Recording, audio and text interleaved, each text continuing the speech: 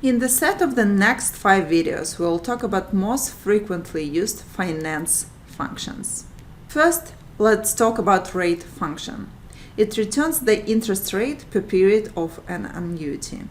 In the given example, we have revenue, cost of goods sold, and gross profit for 3 historical and 3 projected years.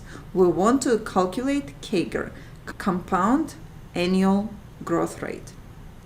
The compound annual growth rate is the rate of return that would be required for an investment to grow from its beginning balance to its ending balance, assuming the profits were reinvested at the end of each period of an investment's lifespan.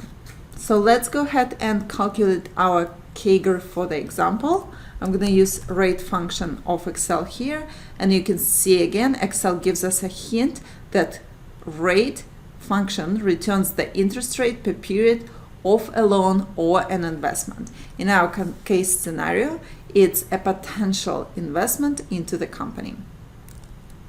For the number of periods for the projected years, it is 3, so I'm going to put 3 here, comma. For the payment, there's no payment in our example, I'm going to put 0. For the present value, I'm going to take net sales for the last historical years.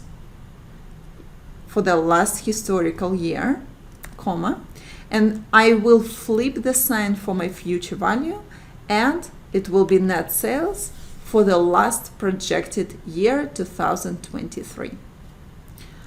Beautiful. We put all necessary items in the formula. I'm gonna click enter, and I can see that my CAGR for net sales is 14%. I'm going to copy and paste the formula for gross profit. I'm going to click F2 function 2 to see if that formula is correct for gross profit, and I see that it works perfectly.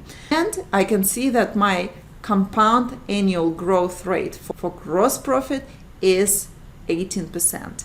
It seems like a good investment into that company.